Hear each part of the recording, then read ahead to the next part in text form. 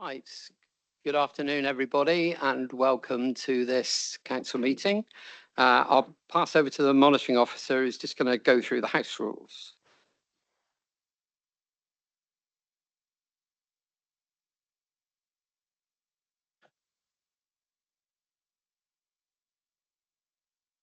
So welcome councillors to our Somerset Council meeting for the 17th July 2024.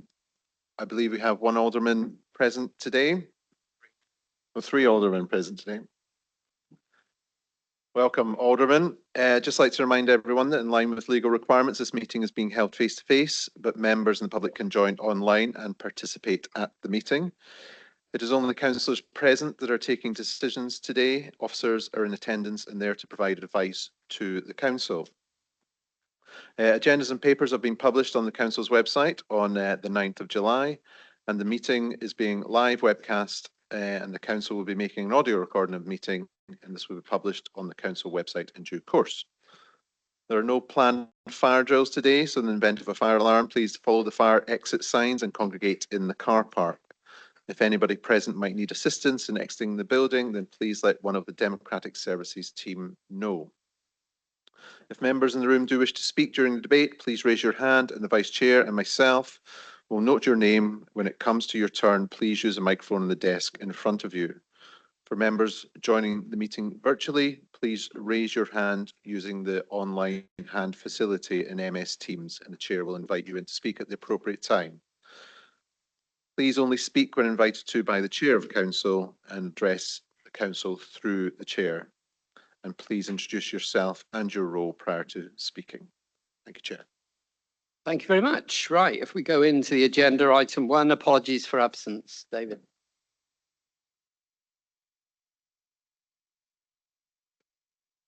Apologies today.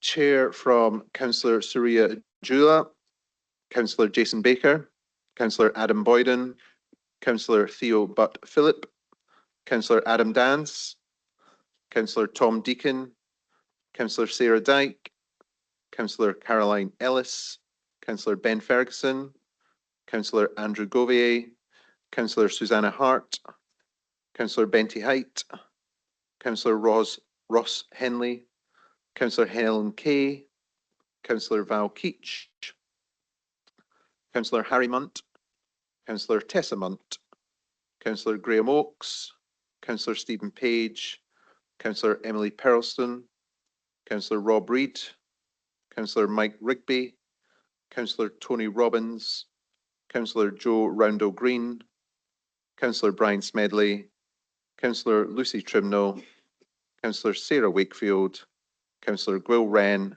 and Councillor Ros White. Thank you. Yes, David. I'd like to add to the list Councillor Alistair Hendry as well, please. Councillor Collins as well, please. Martin Wale. Councillor Connor Payne. Thank you. Is there any more? No. Okay. Moving on to item 2, which is the minutes of the previous meeting held on the 22nd of May and 18th of June. Is it agreed that I sign them as a true record of that meeting? Okay, that's fine. Item 3, declarations of interest. Not received any declarations of interest additional to those published on the council's website in respect of councillor interests in local councils. Thank you very much. I can't see any hands to add to that. Right, we move on to item 4, which is public question time. We have 3 questions today. Just to remind those that are addressing the council that they have up to 3 minutes to put their point. Also to highlight again that all council members have been circulated with their questions, so there is no absolute need to go over all of the written document. Our first questioner is Chris Wallilove. Thank you very much. Okay, you have 3 minutes. I've lived in Taunton for 21 years. I'm here this afternoon because I have read the delivery plan for your cultural strategy and wish to engage with you urgently on this because I believe that access to culture is very important for well-being and enlightenment. I was a teacher of the performing arts for most of my career and am now a member of the Board of Arts Taunton. I was really heartened as I started to read this document with its emphasis on making accessibility to the arts the most important criterion for the delivery plan. However, there seems to be a fatal contradiction in the plan because a key part of it, as we know, is the development of one flagship cultural hub for the whole county in Yeovil, focused on the Octagon. Now, I've lived in Taunton all these years.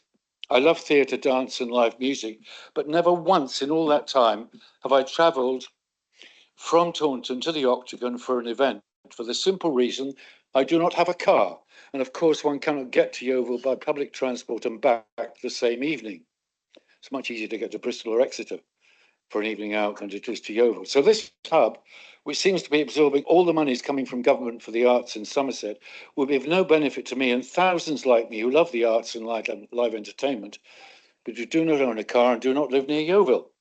I simply do not understand how it's possible to come up with a cultural strategy for the whole county that does not recognise that geographically we need at least two cultural hubs.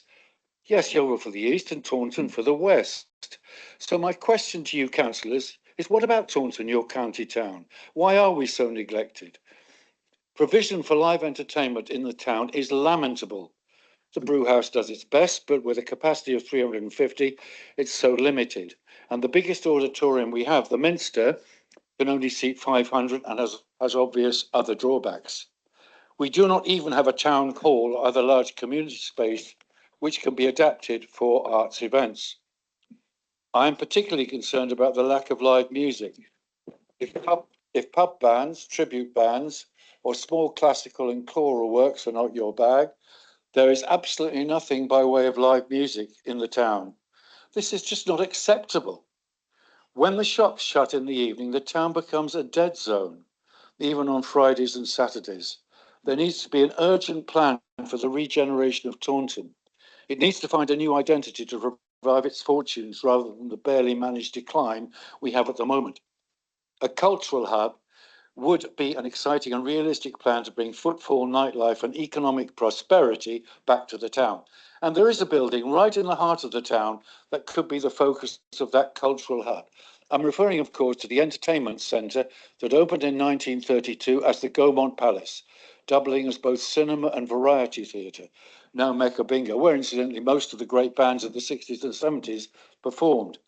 It is a magnificent building with Could you wind up, please, the 3 minutes? Okay. I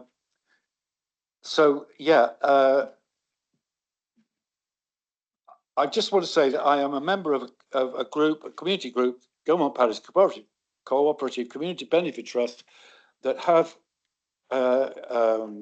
are determined that this great building should be secure as a community asset in perpetuity. I would just like a conversation with members of the Cultural Committee as to why we're in this situation and what can be done to remedy it. Thank you very much. Thank you very much. Federica, if you'd like to respond. Thank you, Chair, and thank you, Chris, for your question and for your passion around arts and culture in Somerset and in particular in Taunton. I've got a different view, I guess, of the arts in Taunton, and I'll answer that second question first. I actually think Taunton has got lots of arts and culture going on for it. I do believe that it does need a larger venue, but I don't think that Taunton has a lamentable piece of culture going on. There are lots of things going at the Brewhouse and on at Kick. We had the Taika event at the weekend, but I do admit that there is a place potentially for a larger venue in Taunton outside of, the Minster, but you also have the cricket ground and Vivey Park doing things over the summer. However, when it comes to the Gaumont Theatre, that was bought as an investment decision back in the days of Somerset West and Taunton Council. That has a sitting tenant that we are in a lease with, and that they are exercising their rights to that lease. So that isn't expected to expire until at least 2028. And it does provide a different type of culture for people who want to go and play bingo, who enjoy playing bingo, and is a warm hub for them at times. In relation to our cultural strategy, that is coming forward. That will be going through the democratic process through the summer. We have got a flagship cultural hub that we are looking and we are committed to here at Somerset Council, and working with DCMS in relation to the regeneration project of the Octagon that was set on its way by South Somerset District Council. And we continue to work with them because we want to secure the £10 million. Culture will continue to thrive in Somerset, and we need to celebrate it in its many different forms, whether that is from, you know, your small art groups all the way through to having Glastonbury Festival here. And that's what the cultural strategy is about. It's about working with our community groups. So I'm more than happy to meet with you. Thank you very much. Thank you very much. Thank you.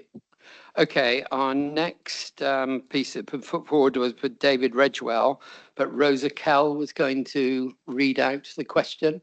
Is Rosa in the room or online? Ah, right. Thank you, Chair. Okay, you have 3 minutes. The question was actually submitted for David on my behalf. I wasn't available. It is actually my question. I'm going to start with reading exactly what he says, but obviously I will add a bit of my own to it. In view of the importance of the railway improvement and the new government integrated transport strategy, obviously we'll hear more after the King's speech today.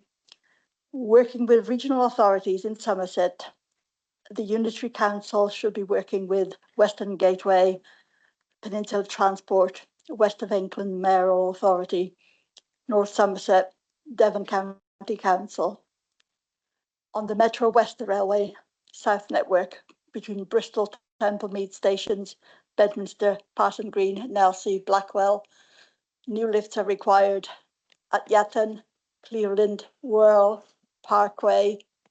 Lifts and interchanges are also required at Castlecarry Railway Station, Yeovil Junction, which have designed money from the Department of Transport. They are available and they are available to you. We wonder what progress has been made in doing that work.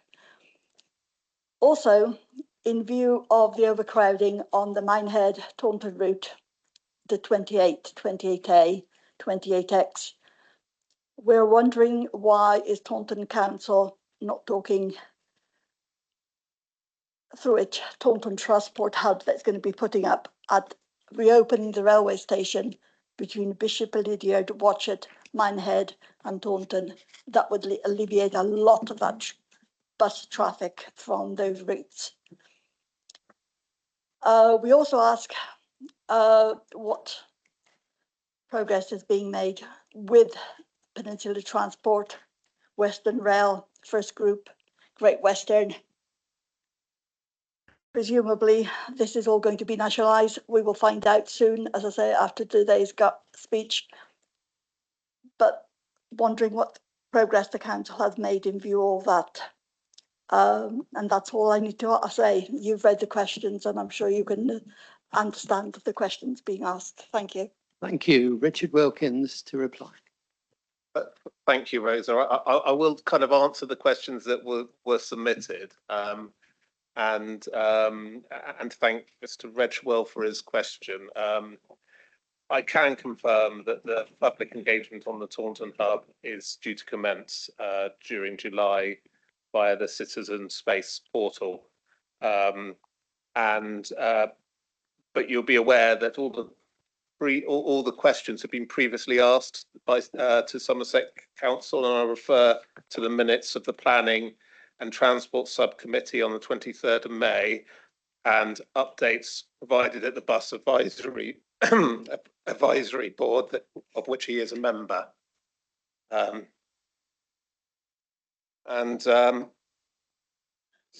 Somerset Council continues to work together with the landowner, Network Rail, the Department of Transport, GWR and other key stakeholders in the finalisation of the business case for the new station at Wellington, and ultimately its delivery. The planning applications for a mixed-use development at Longford Farm, which holds the access road to the station and other supporting components, was approved on the 1st of May 2024. the council is now working with the applicant on reserve matters, which include the Station Square mobility hub components, accessibility and highway design. We're expecting a planning application from Network Rail for the station itself and other supporting elements over the summer. The current timetable indicates that the station will be in service by May 2026. With regards to the other questions about the railway line that links Taunton to Minehead, Somerset Council is working with local interests groups who are developing a business case for a rail link between Taunton Station and Bishop's Lydeard. This has been endorsed by Peninsula Transport. There are currently no proposals for the link beyond this, as the line is managed and operated by the West Somerset Railway. Thank you. Thank you. Okay, we're moving on. The next question was from Emery Taylor, but again, it's Rosa. So again, you have another 3 minutes. I will. Oh, well, it's a much shorter question. Thank you, Chair. Thank you, councillors. I regret you're probably going to see a lot more of me because my group have elected me as being their spokesperson because I live closest to this venue. The question from Emery is onefold, quite simple, straightforward. Somerton has initiated a new scheme called the Somerton Slinky Bus. It's unlike the Slinky services that you've all known. It is a dial-in application, which is working very successfully, and I am and other colleagues are actively supporting it and advertising it. Emery's question is that bus, which is totally supported by Bishop's money and special monies by the Somerset Council, is sitting at weekends in its depot. It's not earning any money, it's not doing anything.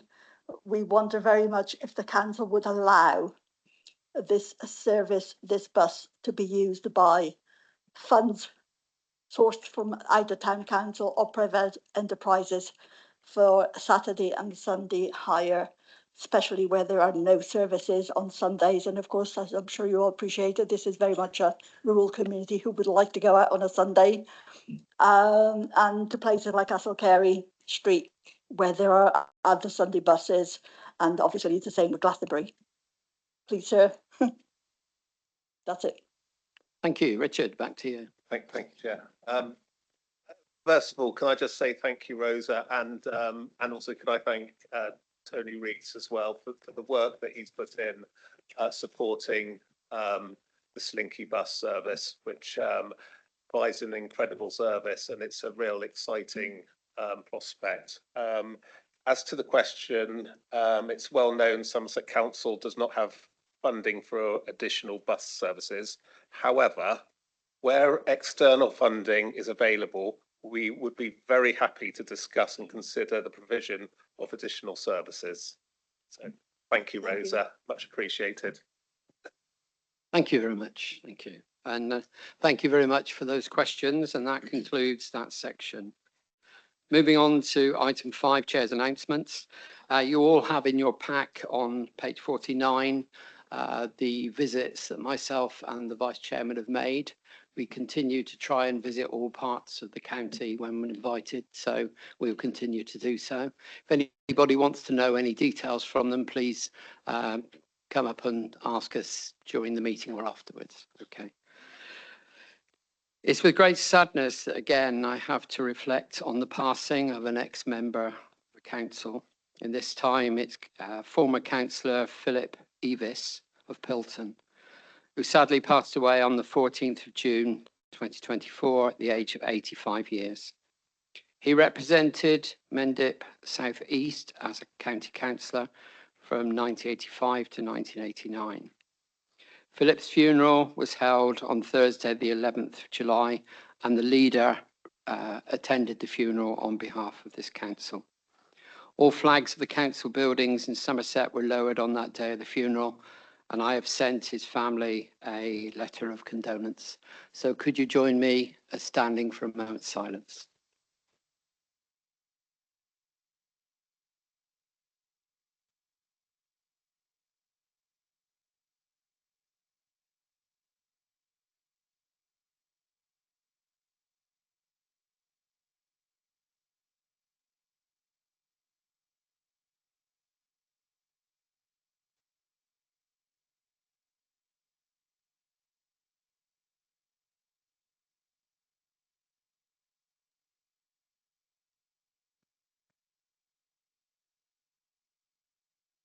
I'd now like to pass over to Bill Revens and then Martin Lovell, who would like to speak. Thank you, Chair, and it was a privilege and honour to represent Somerset Council at Philip's funeral and memorial service at Pilton Methodist Church. Philip was only a councillor for one term, but he served for the entire of that term as chair of the Education Committee, and during that time he had a absolute focus on improving standards in our schools across the board. He was a firm believer in the importance of state education. He was a long-term governor at Whitstone School in Shepton Mallet and set the personal example that all his children were state educated. His role in the community goes far beyond being a county councillor for those 4 years. A well-known member of the community in Pilton and also running a business in Street, was very, very prominent in the Street Chamber as well. He was a very articulate spokesman for the Keep Sunday Special campaign when that was being debated in the country, and I remember him speaking very powerfully for that. And a tribute to his morals and values was that his business, Living Homes and Streets, remains a business that closes on Sundays because he believes in the importance of his family time for his staff. While only being councillor for one term, he was a mentor to many councillors on this side of the chamber for many, many years afterwards, a source of very sage advice and business acumen who we would always turn to, and we consider we've lost a very dear friend. Thank you, Chair. Thank you, Martin. Thank you, Chair. Martin Lovell, Shepton Mallet Division.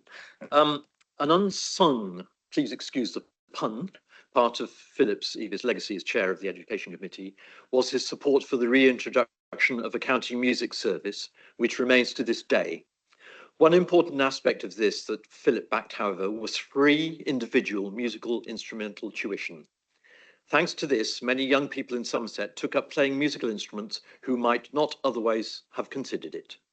Although this unfortunately did not last long, many of the young people who benefited from this are still playing their musical instruments today. This cohort includes those who have progressed to a very high standard and in some cases a career in music. Had lessons not been available free of charge, then this would not have happened. Thank you, Chair. Thank you very much. Would anyone else like to comment? Okay, right. In that case, we'll move on. I would like to use this opportunity of congratulating the 3 councillors who were elected to Parliament in the past elections, and obviously today are at the state opening of Parliament in London. Also, not to forget all those councillors that stood for elections but were not successful. I think it's a good reflection on this council that we can put forward candidates for MP status. So well done for standing, and also congratulations to those that were elected. I'd like to just say a farewell to a member of staff today, Ollie Lindell, who is over there. One of our technical team is leaving us. So I'd just like to say thank you, Ollie, for all that you've done with the setup, and wish you all the best in your future employment. So thank you very much for your help.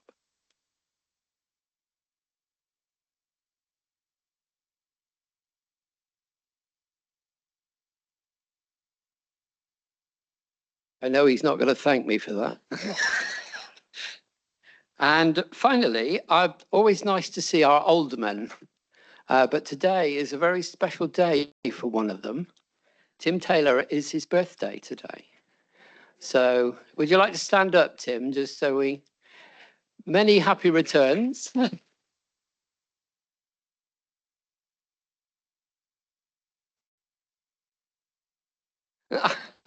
I was just going to say, like me, I expect you avoid putting candles on a cake now.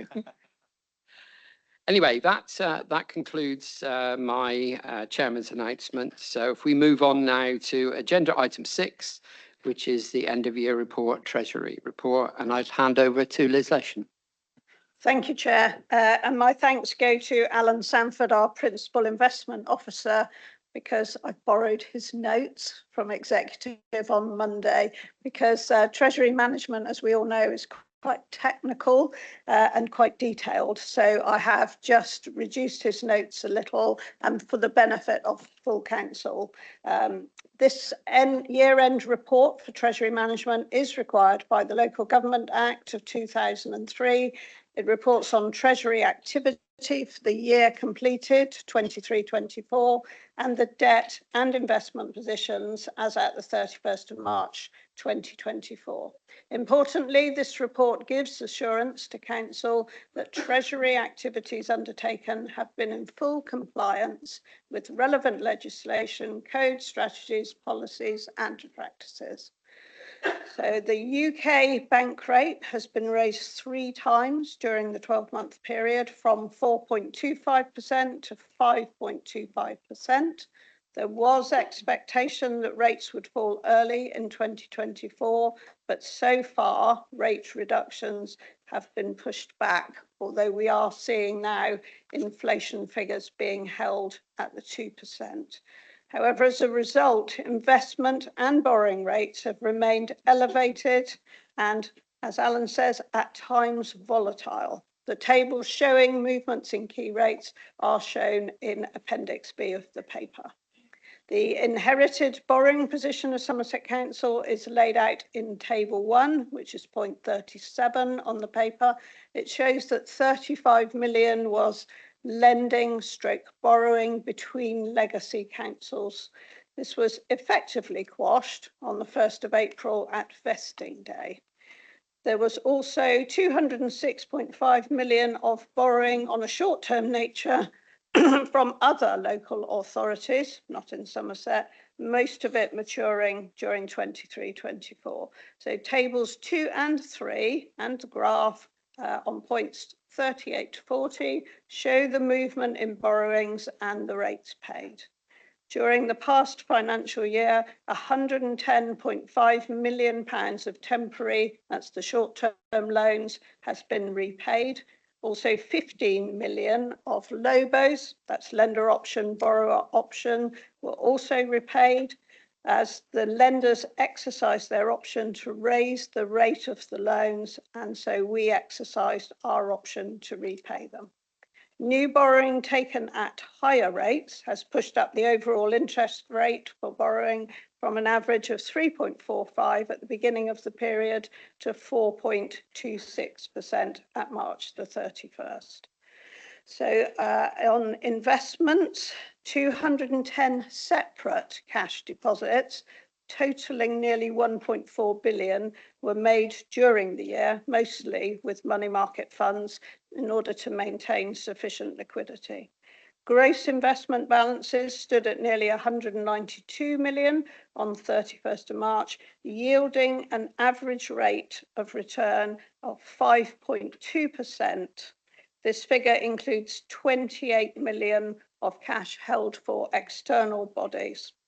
During the year, the gross investment balances averaged just under 252 million.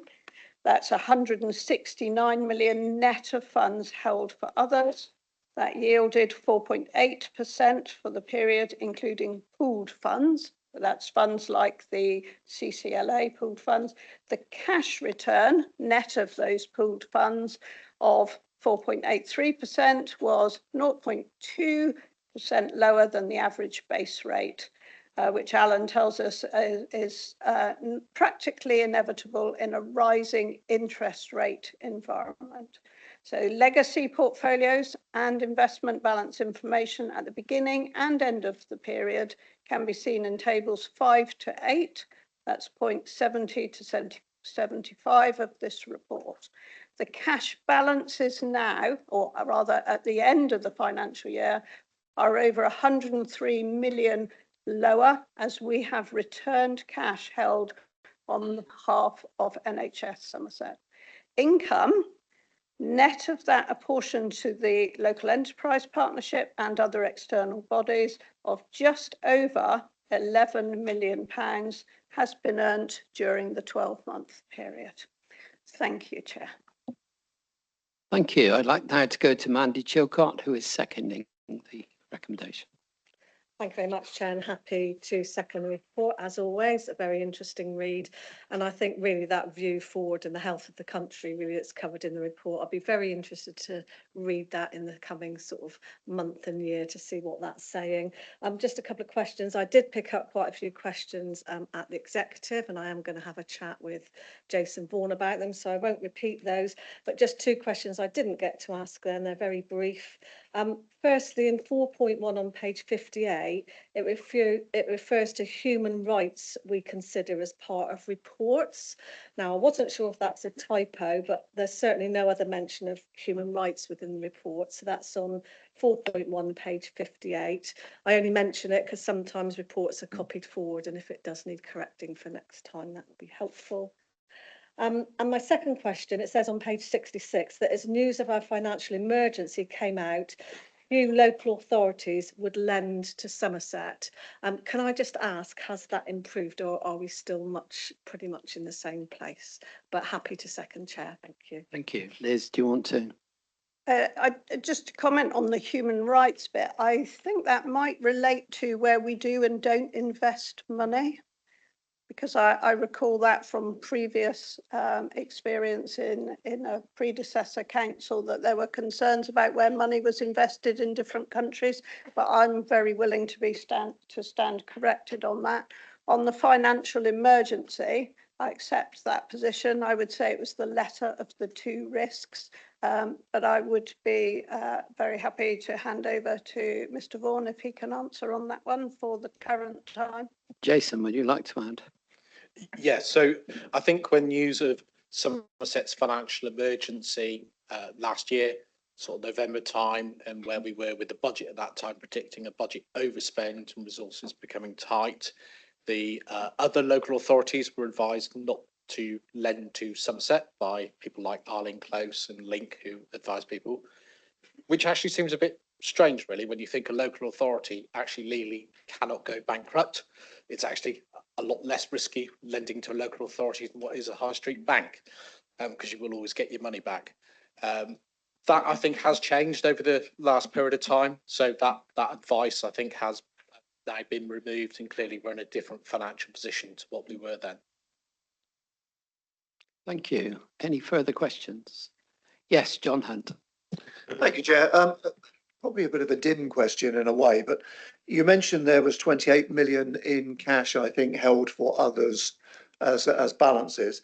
Do we, I'm imagining the NHS would be perhaps one of those parties, but do we as a council retain the interest earned on those, or is that something we have to add on and give back to the interested parties? Thank you. Yes, Jason. So we have arrangements with various other parties, such as Avon and Somerset Police and others, that we manage cash for, and we charge a fee and make a fee out of it. We do return the interest to them, but we charge a management fee for managing those. Okay, I can't see any further hands, so recommendation has been proposed and seconded. Unless the proposer or seconder wishes to come back, then I would put it to the vote.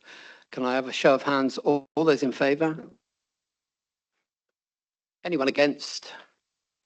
And are there any abstentions? Okay, that's clearly carried. Before we go on, I'd just like to hand back to Liz. Thank you. Thank you, Chair, and thank you for this opportunity to speak again. Members will know that this is the last full council meeting that our current Section 151 officer, Jason Vaughan, will attend. I wish to take this opportunity of thanking him for his constant and really hard work since his appointment in 2019. Jason tells me that he has completed 38 years work in local government. So I'm guessing that's since he left school. Really?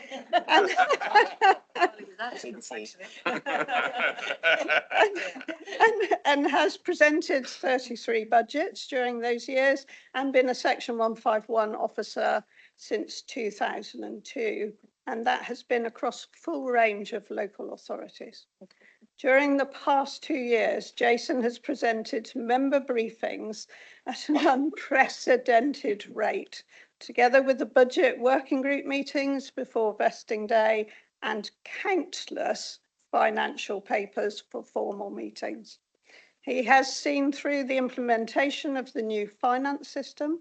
He's brought together 5 very different budgets from the predecessor councils and teams of officers from those legacy councils. He's managed to continue to engage and even smile at times throughout the declaration of a financial emergency and the additional work that that has involved and still does. I will miss Jason's unfailing ability to engage at all levels, from explaining complex situations in layperson's terms to his rigour in driving savings during this first year of the new council. He leaves us in a position whereby we can now work on the next stage of forming a viable council. I will not, however, miss the 4 a.m. emails, the weekend working on presentations for Monday morning, and those endless statements of accounts at audit for the predecessor council. But I will always be grateful to Jason, and I'm sure members will join me in this for his dedication to Somerset Council. Thank you, Jason. Good luck with whatever the next chapter in life brings to you and your family. Thank you.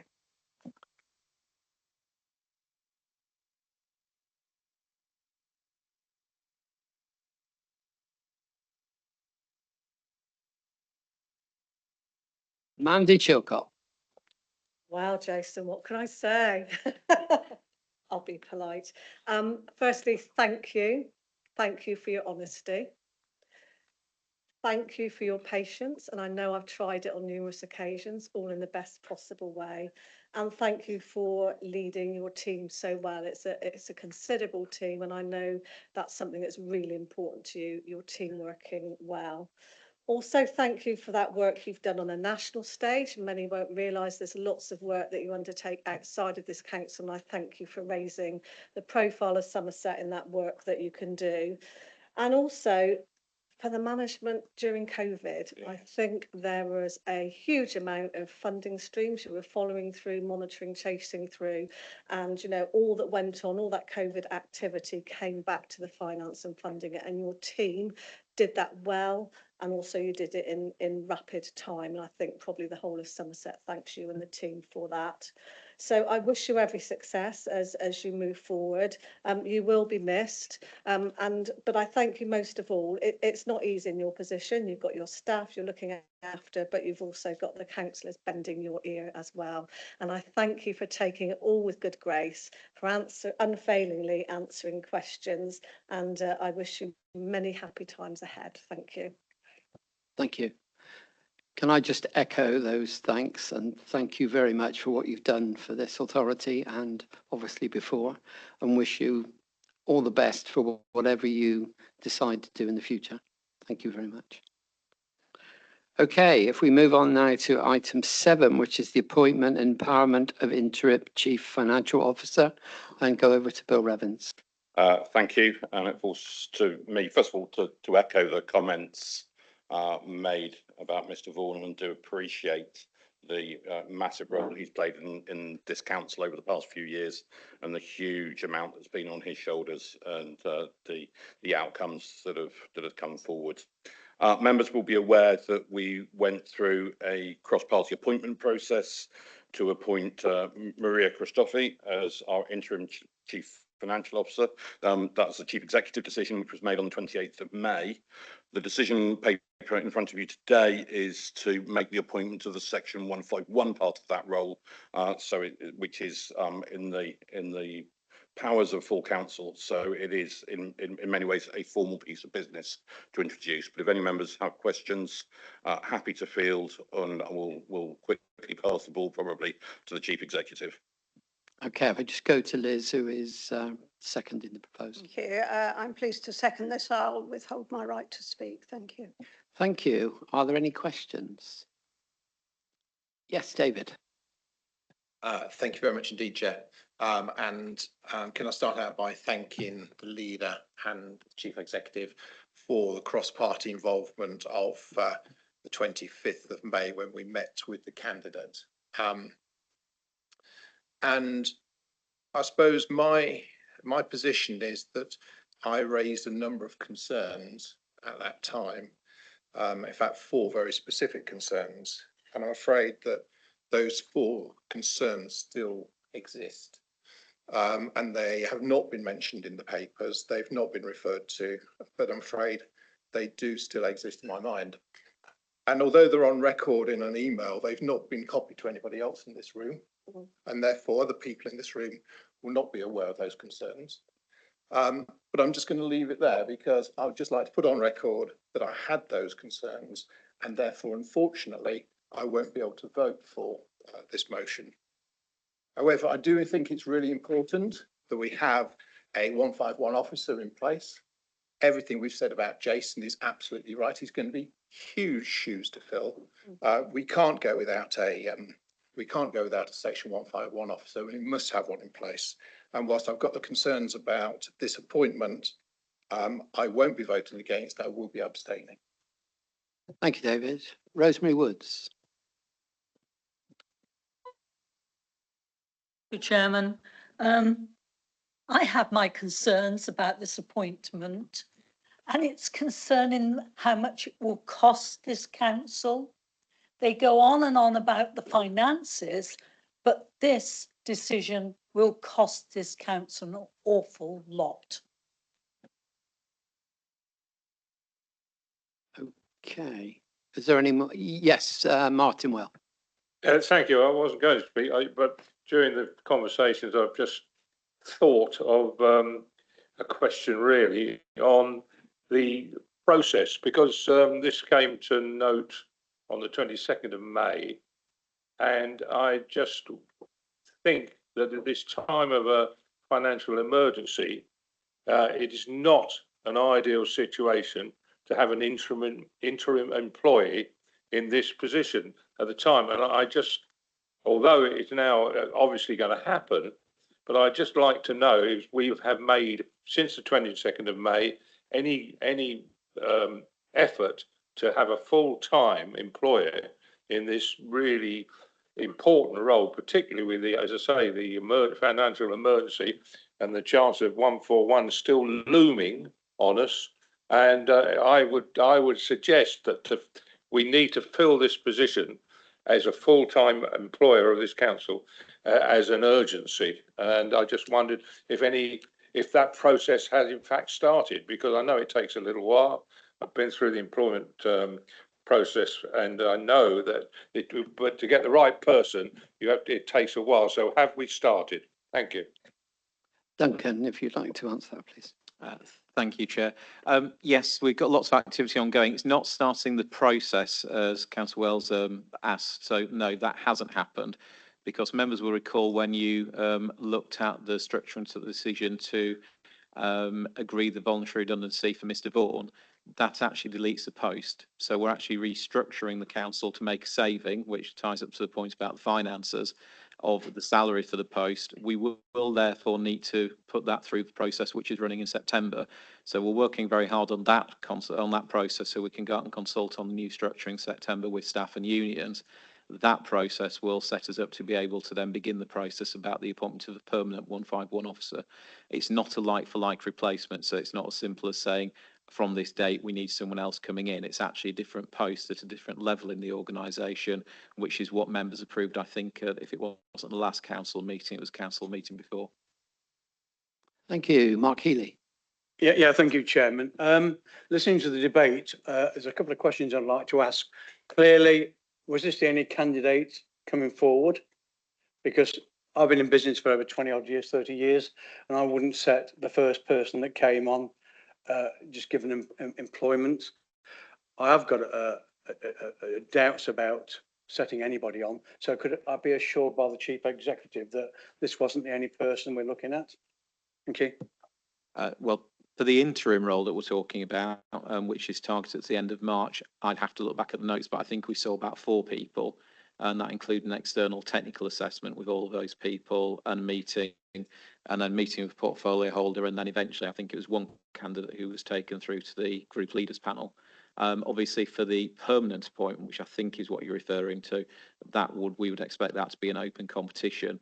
unless, of course, under our existing policies, there are internal candidates who would be displaced, who would be qualified for the role and would succeed at a member interview. But the anticipation at this point is that the permanent appointment will be a fully open process. Thank you. I can't see any further hands. So I go back to Liz. Do you wish to? Oh, sorry, Hugh. Thank you, Chair. So I'm a bit mystified in Councillor. Could you speak nearer the microphone, Right. Hugh? I'm a bit mystified with Councillor Fothergill's comments about his concerns on 4 subjects. Why aren't we privy to this? I expect his party's privy to it, so why aren't we? You should soon close it down and tell us, and then we can move on from then. How can we vote on something we may feel is not correct? Andy Dingwall. Thank you very much, Chair. I'll echo those points. I feel if there have been concerns raised and it's not been brought forward in the papers, we don't have all the information, and I don't feel I can vote for the motion. Yeah, go on, Duncan. I can't speak on behalf of Councillor Fothergill. Cherry obviously might want to come back as he's been named, but the process that we ran was a group leaders meeting to meet the candidates. Councillor Fothergill did explain his position and subsequently followed that up in an email to me. That isn't the decision that was taken by that panel. It wasn't a formal panel because the power to appoint rests with council. So it's not a meeting that could have made that decision itself. But the decision of the group leaders present, with the exception of Councillor Fothergill, was that they were happy to support the candidate to be endorsed. So that's a position we've taken forward. Councillor Fothergill has, as he said, shared some concerns with me, which I have to say, I think it's fair to say, we're not necessarily about the individual and their skill set. It was about the nature of the interim role and the experience around the interim nature of the role and focus it would bring. But you might want to correct me on that if I'm misplaying your position. Within there, that's not a relevant decision for today. The decision of the group leaders group that met was to put this candidate forward, and that was the decision that that group took. Okay, David. Well, first of all, can I just reassure everybody that this email has not been shared with my group? You can ask any one of them. I don't think anyone would say they've seen it.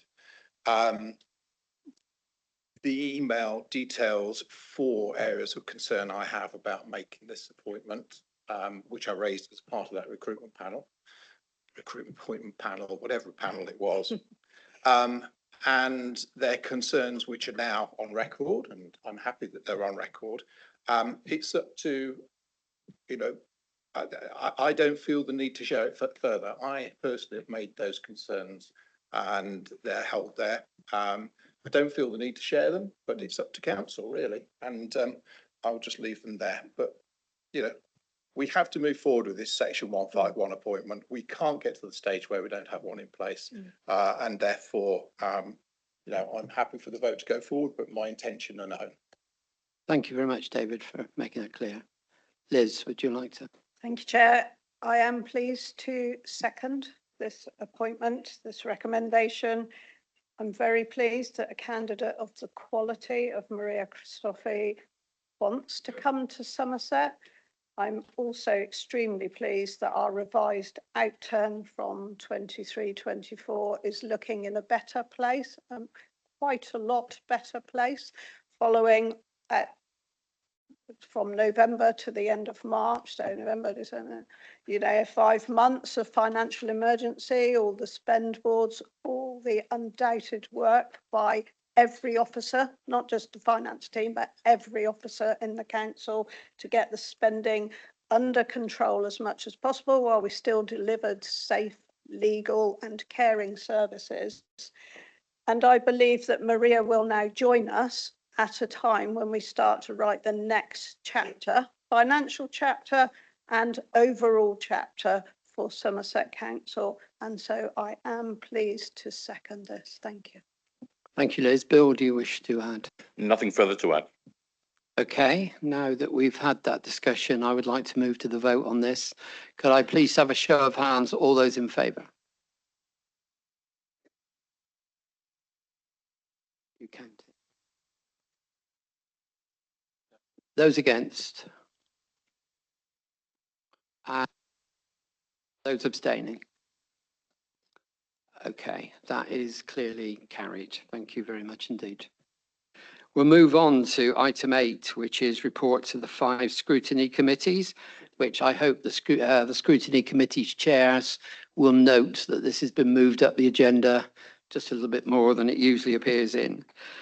Seeing the short period of time between the last report and this one, I'd give the opportunity to the chairs if they wish to add anything, and or if anyone has questions for those individual chairs.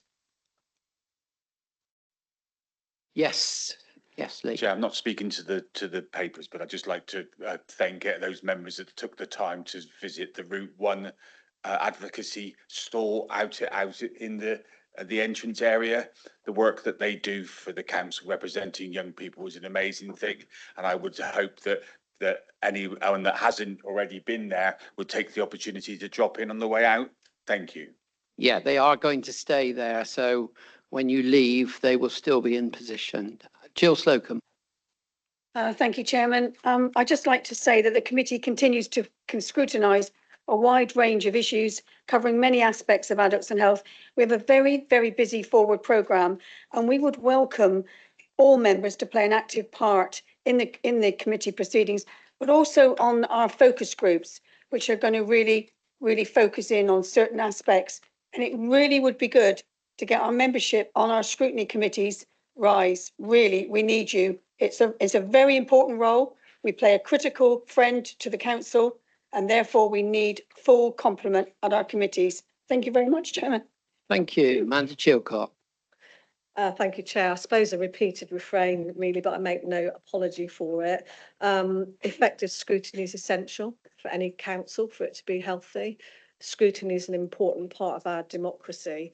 And for me, most of what we see in this report, we can pick up actually by going to the minutes of any of those scrutiny committees. To me, it's not adding a huge amount to that. I would just ask that administration consider whether perhaps we could have one substantive report from each committee at each full council, just so councillors can get a little bit more under the skin of what those committees are doing and hoping to do. And as someone that follows scrutiny closely, I would find personally that more valuable, and I'll just leave that on the table. Thank you very much. Before we move on, can I thank, sorry, yes. Thank you, Chair. Can I just a quick heads up for members as much as anything? One of the issues that is coming to our committee obviously has been property rationalisation, the financial figures coming forward, and that will be continuing to come to corporate scrutiny. If members could just watch their emails, because with the property rationalisation, you will realise that some of the scrutiny meetings are having to potentially change dates and venues. So please keep an eye on those dates coming forward. It's all to do with issues that have been brought up at scrutiny, so members hopefully should be aware, but just please keep an eye out for those emails coming forward and the change of dates. Thank you. Thank you very much. Can I just thank for all the chairs, vice chairmen and all those that attend the scrutiny meetings. It is an important part of the council, and thank you very much for the service you give. Okay, moving on to item 9 of the agenda, which is key decisions taken since the last meeting. Bill Evans. Thank you to formally table this for notes. There are 26 decisions taken between the dates that covers on this report by the executive lead members and executive directors, and welcome any questions on them. Are there any questions for Bill on this item? If not, we will note the report and move on to item 10, which is the annual report of the Deputy Leader of Council, lead member for Resources and Performance, Liz. Thank you, Chair. I will presume that members, colleagues have read the report. I tried to make it not too long because I'm very much aware how many finance papers are published through the course of a financial year. There is one thing I would like to add to the report. You'll recall that when we approached government for a capitalisation directive, and what was then DLUC is now MHCLG, so Ministry of Housing, Local Government, and the other way, Communities and Local Government as it used to be. They have commissioned a review by SIPFA and SIPFA's representative is with us at the moment, interviewing and doing a report. That is SIPFA's report. It is not our report, although I understand we will be able to see it for fact checking. So I'm very happy to take any questions on the annual report. And if anybody thinks that my colleague to the right has a report that is much more attractive graphically, you're absolutely right. And I will try harder next year if I'm still doing this post, of course. Well done, Liz. Any questions for Liz? Yes, Mandy. Thank you. Just to say thanks for the report and just commenting on the following report. I think for many councillors, reading lots and lots of pages of words can be a challenge, and we've had some very, very long agendas. And I do think, if possible, some graphs, some pictures and things do sort of break up and add interest. That being said, I understand the pressure we're under. But just to pick up on the very last few words of the report, the thanks go to Democratic Services. I'd just like to echo that, actually. I think we all depend on democratic services. We give thanks to a lot of people within the organisation, but as councillors, our roles would not go as smoothly without the help and support of democratic services. So I'd just like to echo that. You help us get along, you help us fix our IT issues and woes, you do a lot of things for us. So just to echo my thanks to that work. So thank you. Thank you very much. Lee Redman. Previous speaker stole the words from my mouth. Thank you very much. Thank you very much. And thank you very much, Liz. I know the hours you pump in. We were talking about Jason earlier, but I know you pump in the midnight hours as well. So thank you. Moving on to item 11, which is the lead member for Children and Families Education, Heather Shearer. Hi, thank you very much. And yeah, I couldn't get my word count or my page count down to Liz's, but I put pictures in. There's pictures and white space and bits and pieces, so hopefully it's okay. And like Liz, though, I will hope that you have read it or at least had a chance to have a look at it. So I'm not going to go over it all again, but just reflecting on it and how to introduce it, I was thinking, you know, the variety of activities and responsibilities that sit within children, family and education they're massive. It's a massive range, and this only touches on some of the things we've done and been doing in the last year, and trying to bring it alive with case studies, with real people, that kind of thing. It's a massive range. Hard to get them all into one report. I think a couple of things. Thank you to Lee for mentioning Route 1 in the lobby. I think they do a marvellous job, and I'd have yelled about those. I'm pleased that he did that for me. But a couple of things I just wanted to say. One is that we must not forget our corporate parenting responsibility, and that's something we take incredibly seriously. And I'm sorry that hasn't been highlighted particularly in the report, but we'll keep at that to remind us both of each one of us as a parent to the 110,517, I think it is, children in our county. So we have that singular responsibility for all of them. We all have specific responsibilities as well for those 613 now in our care. So I think that's really important. And as a collective, as a whole organisation, we have a corporate responsibility to look after them. So not just do we have a lead member, as a lead member, have statutory responsibilities. Claire Winter, who I think is somewhere behind me, is our DCS, our Director of Children's Services, has a massive singular responsibility, but collectively we have that too. So I think that's just whenever I get a chance to say it, I'll say it. So sorry to bang on, but I've got the mic and I'm going to go for a bit longer if that's okay, Chair. I think that's really important. I wanted to say thank you to Lee, and I didn't want to break into the scrutiny bit, but to thank Lee for his and his committee's concerted efforts to continue to bring life to our drive as a council to have care experience as a protected characteristic, and I appreciate the efforts there. So I just want to say it. But just in terms of the wide, again, before I shut up, the wide range, I was just looking over the last couple of weeks, and these are just some of the things I've been involved in. Not what our officers do day in, day out, but just I've been involved in just a mad list in no particular order. Being involved with the Somerset and Dorset Music Hub, which is a new initiative that the government brought in, that we would have cross-border music hub for music delivery.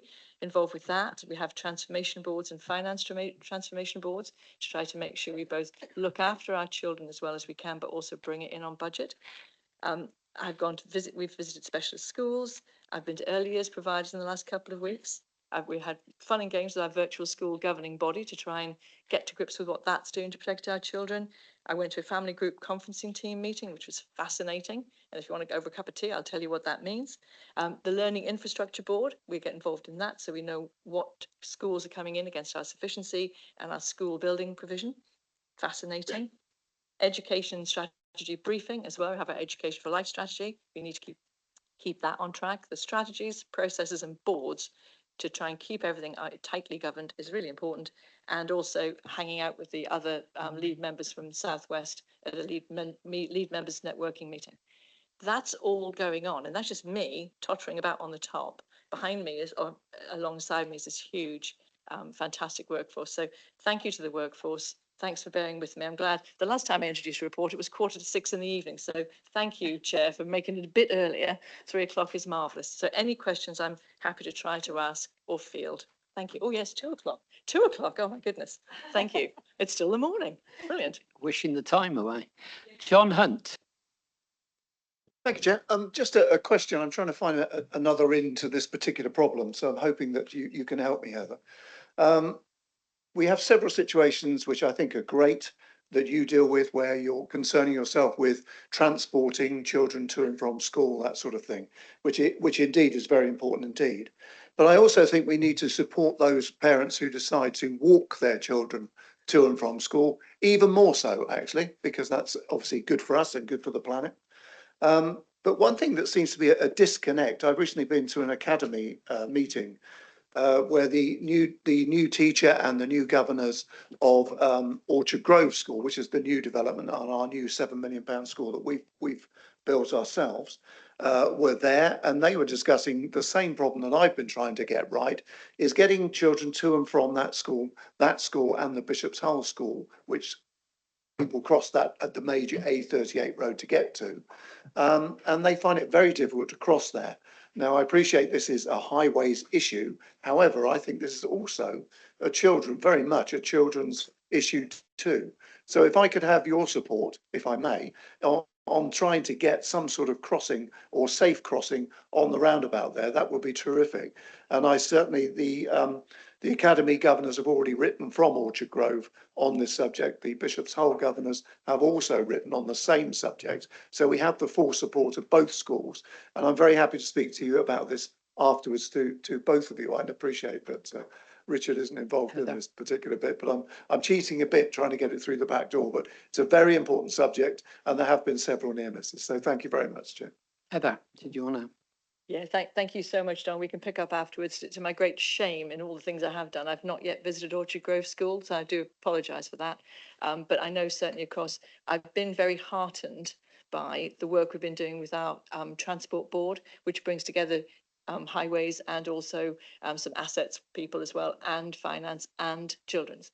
So I think let me go back to that, because I want to be assured around what it means when we do a safety check for walking to school and what we can be doing collaboratively. So yes, thank you for raising it, though. It's completely valid. Thank you.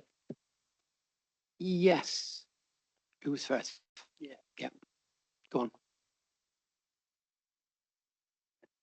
Sorry, I was waiting for you to call my name. I wasn't actually going to ask a question, but you brought back memories of the Learning Infrastructure Board. And one of the things that I asked your predecessor in the role was about the publishing of our school organisational plans and the place planning. I think it's really important for members to understand the pressures in their areas. And it's something that stopped being done during COVID. And I know the team will have it absolutely under control. But I think for all members, especially with planning decisions coming forward in all of our areas, it would be really great if we could see those SOPs again. Thanks. Yes, Heather. More than happy, and you'd be pleased to know, and probably not at all surprised, we're actually working on that kind of thing already in terms of yeah, I've been in quite a few meetings where I have been talking about the sufficiency planning, tying that all up, making sure that works. If my colleague Ros was here, around planning and the local plan, I'm always banging on about our opportunity about getting all of that to sync properly with our assets. But absolutely, I'm starting, I've got like a summer of bringing things to our executive team first off to try, to test out what we're talking about and what we're doing.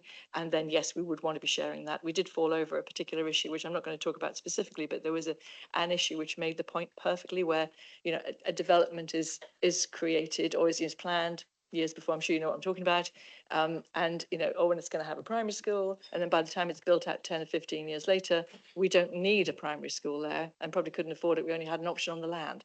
So I think I'm bringing something in to talk to our exec about, you know, around understanding how we do sufficiency planning, how we tie that in with Section 106 and SIL agreements and so on, and but more importantly, how we can better yet share that information and get comms out about it. Thank you. Mandy. Thank you very much, and thank you for the report. So for me, it's just to say, can you pass on our thanks to Sick and Slick? They do a lot of work, and their awards ceremony is fantastic, but they are the voices of our young people in care. They give up their time freely, they feed lots of information back into us, and I think that's really valuable for Somerset Council. So I, for one, appreciate all that they do. I think just to say we hear them, for me, probably the most powerful voices we do hear are those young people's voices when we do. Thank you. Lee, did you have your hand up? Yes, sorry. Thank you. The report is looking back, so it would be remiss if I didn't give a mention to the previous executive member for Children's Services for the work that she did, and obviously thank Heather for her time going forward. I was going to mention our in-care council, so thank you again, Mandy. However, the bit I was going to highlight was the importance of our awards that we do each year, rewarding our young, the children we look after for their successes, however small. It's an important point that we often miss out, the fact that, and also the fact that we've now changed our statistics. We used to be able to say that children looked after would be around 500 and something. We're now into 600 and something. So it's an issue that perhaps, well, the scrutiny owner will be wanting to have a look at. The report is amazing, the things that have been done, and it would be remiss not to mention Homes and Horizons and where we are with that, how we've come in such a long way to help the council in what it's doing. I would just like to say thank you for the report. It was really interesting, Heather, and I look forward to the next year. Thank you. I think, yes. As a council, are we doing anything to help with the children's poverty? There's 1 million children in this country that haven't got beds to sleep in. As a council, are we taking part in trying to help with this problem? Thank you. Heather, can you? Sorry, was that with regard to children who are homeless with no beds to sleep in? Was that just our? Yes, I didn't quite catch what you said. Sorry, but yeah, it was. Yeah, I mean, I certainly. We have been looking at a number of things. First of all, I was going to say just very quickly, and I will come back to you, Kevin, very quickly. I just want to say, I'm really pleased I did not have to make the noise about corporate parenting from the questions you've been asking, raising the voice of the child and our responsibilities. And I'm really pleased for you to helping me do my job as best I can. I think on the homelessness front, we were also prompted because there was an issue about whether, you know, about say children who are part of families who are living in homes which are substandard for whatever reason. And again, we had not had our eye on that. And similarly, any children who are actually homeless. So the thing I've been really pleased about is so far it's beginning to work really well. The whole point of the advantage of being a unitary council is that we can work with our colleagues in the homelessness, the home finding team. We can work with our colleagues in assets and properties to see what we can do about creating more homes from the assets we're trying to either get rid of or, you know, we find ourselves with, and also work across children's and adults so that we can bring a family perspective in. So I can't say that I'm absolutely sure there's no child without a roof over their head right now, because I bet there are some that are in homeless situations, but we are trying to work together to do that. If I may, just before, well, I can finish up if somebody wants to come in. Sorry, I've obviously not got the cross quite clear. It's children in poverty that do live in homes with their parents that don't have beds to sleep on, that are actually sleeping on floors or cushions. I just wanted to know if we're doing anything about this. Thank you. Forgive me, my cloth ears, and I was not looking at you. I think in terms of children in poverty, I mean, obviously we're responsible for all children, so we are concerned about that, and we will act where we can. We have had the Household Support Fund, which was massively helpful with that, because that comes to an end in September. It may get it may hopefully get started up again. But there are many levers that can be pulled to try to support people, but we do need to know about them, and we do need to work with our volunteer and our voluntary sector as well to support it.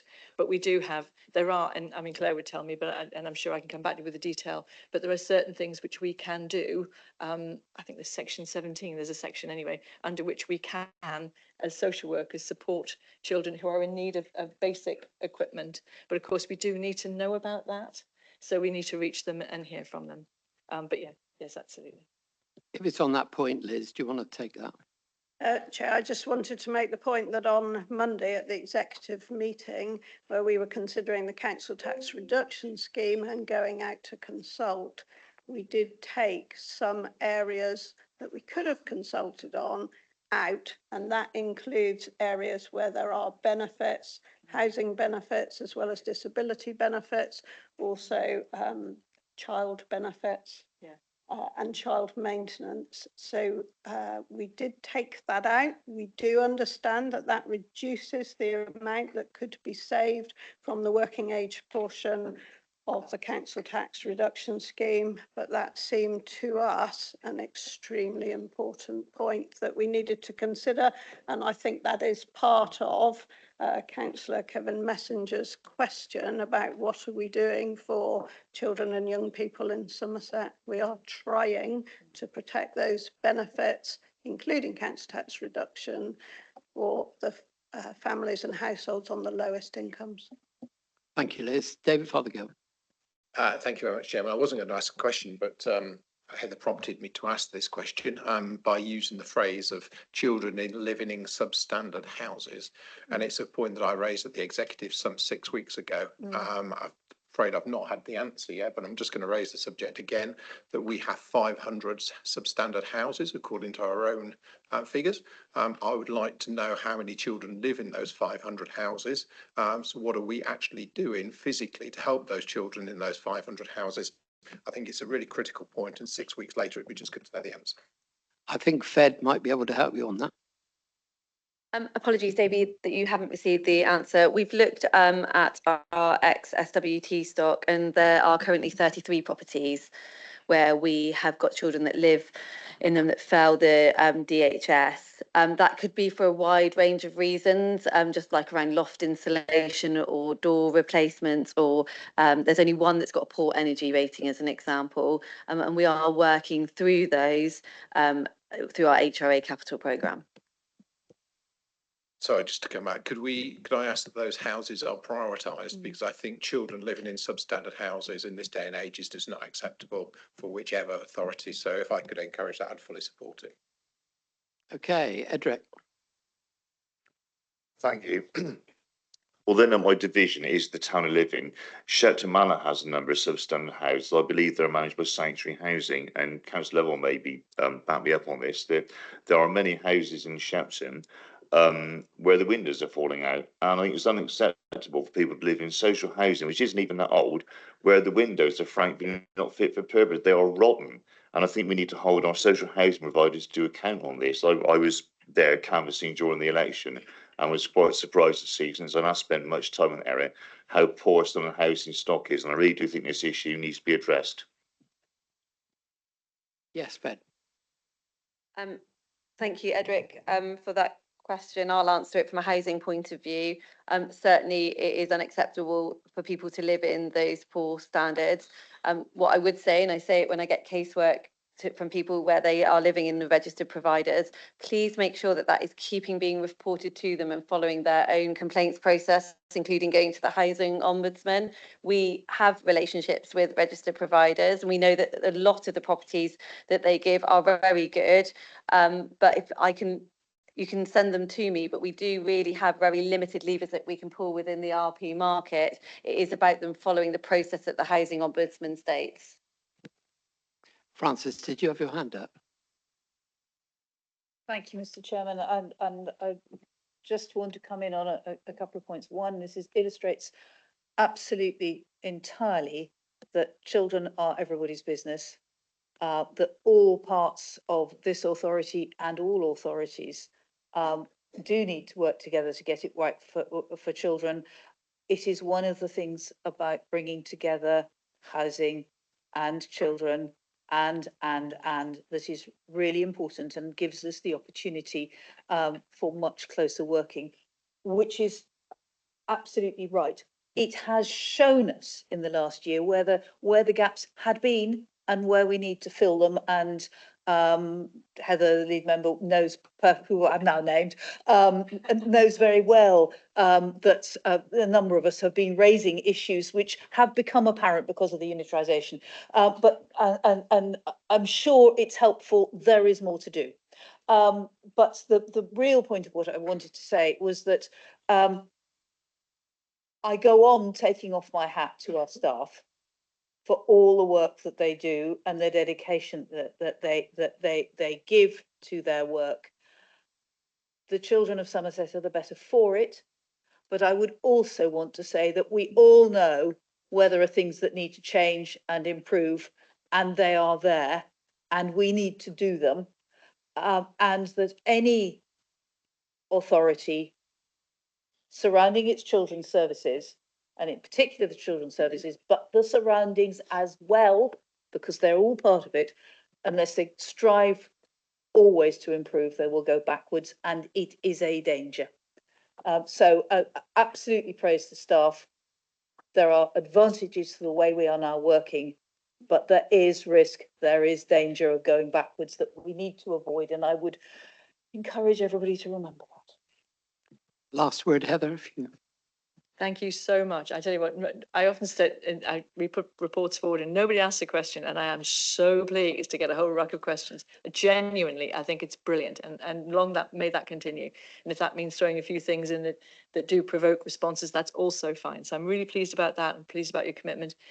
I feel awful that I did not thank Tessa when I introduced this report. I feel awful. I've been standing on her shoulders for such a while now, and she did a really splendid work, and I'm really pleased. I did put thanks in the report, obviously, for all of our staff, but again, I don't mind how many times we thank them. We need to thank them again. I'm really pleased. Thank you also for mentioning Sick and Slick, and thank you for mentioning the Voice of the Child so much. Hearing from our children who have benefited from, I hope benefited from our care, is marvellous. And the award ceremony is coming up soon next week, and that's going to be fabulous like it was last year. So yeah, I'm not going to go any more. Thank you so much, and do keep the questions coming in. I'm happy to have brought the report. Perhaps not your last word, because Diego wants to come in. I'm really sorry. It was only just a point of clarity from Councillor Frederica on the substandard housing with young people in. I think you said it was 33 were former SWT housing stock. So just some clarity on HIS housing. If not, can that come later on written? Yeah, I'll have to provide a written one on the on homes in Sedgemoor for you. Right. Thank you very much, Heather, and thank you for the work that you do. Moving on to item 12, now we move to the Audit Committee report. Mike Hewitson. Thank you, Chair. Members, it's my duty today to present the annual report of Audit Committee. In my introduction to the report, I've set out the scale of the challenge which Somerset's Council's Audit Committee has faced. In any normal year, we would expect to see an audit for the pension fund and another for the council, plus the corresponding sets of accounts for each. This year, we've had no less than 10 sets of accounts, 10 audits to complete. This has been an absolutely Herculean task, which I'm grateful to both the officers and the members of my committee. Members, I also make no secret of the fact that Audit Committee has the best catering of any committee at Somerset Council, all without burdening the hard-pressed council taxpayers of Somerset, for ours is a committee that is powered by cake. Whilst I joke, the circumstances of Somerset Council's financial emergency are no joke. It is incumbent on me to point out again and again that our finances are not sustainable. Within 5 years, the council will have to face budgetary pressures of more than 200 million. That's more than 40% of our revenue budget. Many of these pressures the council has absolutely no control over, with the projected deficit in the dedicated schools grant amounting to around 96.2 million by the end of 25/6. Unless something changes, we're headed to a point where our income will no longer be sufficient to maintain statutory services. No matter how good our cost management or governance arrangements are, the demographics and shifting pattern of demand on services is inexorable. Our income is unsustainably low and remains 49th out of 63 unitary councils. Audit Committee has reacted to Somerset Council's declaration of a financial emergency by holding an additional meeting in December to hear from our audit partners to take the learning from other councils which have faced into the same financial headwinds that we have. We've probed the new oversight mechanisms which have been introduced to drive cost reductions, and we continue to take an active interest in adult social care and children's services. Most recently, the Chief Executive attended to discuss the transformation programme. Audit Committee will no doubt want to follow developments and review the impacts of the programme. It would be remiss on me not to mention the ongoing complexity of the new financial system. This would have been a major challenge in any council that didn't have major structural changes going on at the same time. But doing so while we were merging 5 authorities into one has been like building the aeroplane while we're flying it. So I take my hat off to officers who've worked so hard on that particular project. 2023-4, in my view, has been the end of the beginning for Somerset Council Audit Committee, as we move from the frenetic cadence of audits and accounts which have come our way. The priorities of our committee will now change, and members can expect us to have a very clear focus on risk and the ongoing financial challenges and, of course, the governance challenges within the organisation. I would like to specifically thank Jason as our outgoing Section 151 officer. He has always provided strong support and good advice to the committee, and I wish him well for the future. In addition, from the officer team, I would like to thank his deputy, Nicola Hicks, and from the Secretariat, Debbie Widows and Michelle Brooks, who've provided us with good support and always kept me on the straight and narrow. To our external auditor, Barry Morris, and to our internal auditor, Alistair Woodland, I would like to extend the thanks to the committee for their ongoing role as critical friends and partners to the authority. And finally, to the committee, I would like to extend my eternal gratitude for the volume and the quality of the work that they have contributed this year, especially to my respected friend and colleague, Councillor Chilcott, and our tireless finance portfolio holder, Councillor Leishon.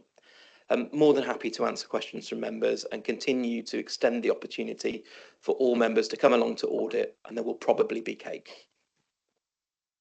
Thank you, Mike. Yes, Jill. Can I just say to Councillor Houston that he has managed to make a very, I'm not going to say dull, that's the wrong word, but a difficult committee. He's made it actually look really interesting, and I thank him. Oh, sorry, that's the totally wrong thing. He hasn't. Sorry, he hasn't beaten Heather for the best report on the council today, because hers is definitely the best. But I would say he's made it very interesting and able to understand much better. I don't provide cake at my scrutiny committee. I provide chocolate, biscuits and hobnobs, but I'll try to do better. But thank you. Thank you for that confession, Jill. Mandy. Sorry, Chairman.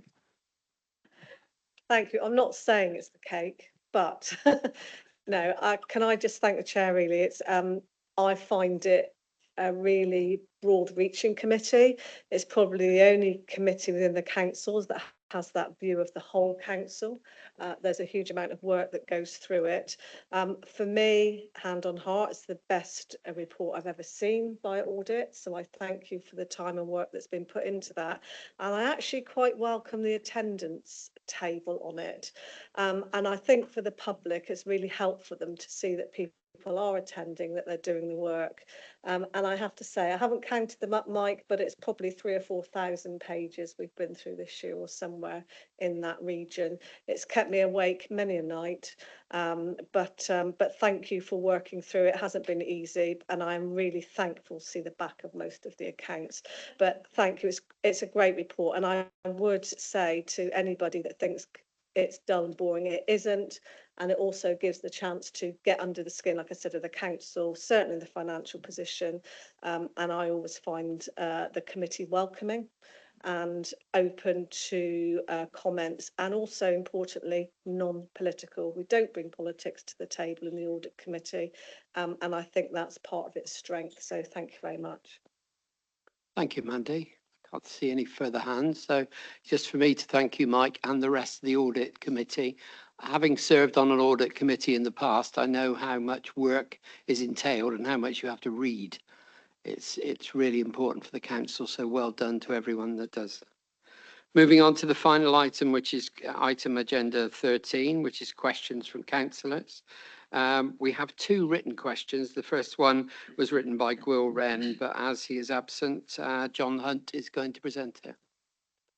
Thank you, Chair. Before I start, just to say I've reduced this down a little bit to come within the, that's a bit loud, isn't it? To come within the 3-minute barrier.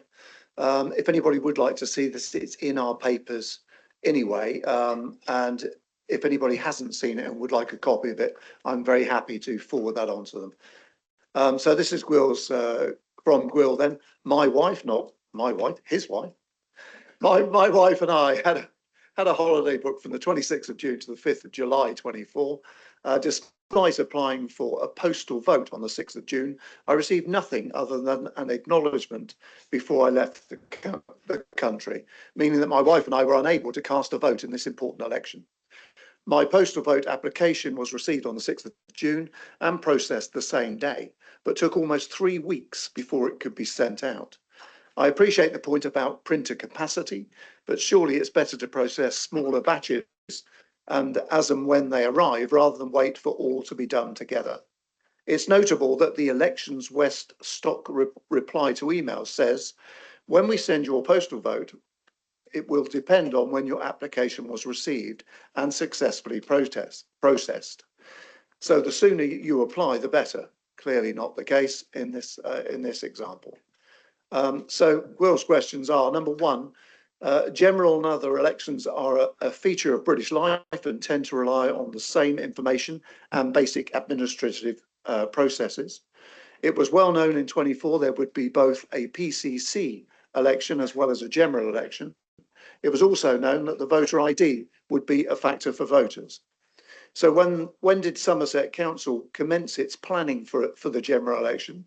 How much work was just picking up existing processes? And what new tasks were required by government for this election? Question 2, how many postal vote applications were received at the 19 general election compared to 24? 3, what was the postal vote return rate in 19 and 24? 4, does the council or electoral commission investigate the reasons for non-returns? 5, I understand the electoral services team comprised of 7 officers to manage 7 constituencies, although the team has had 3 long-term absentees.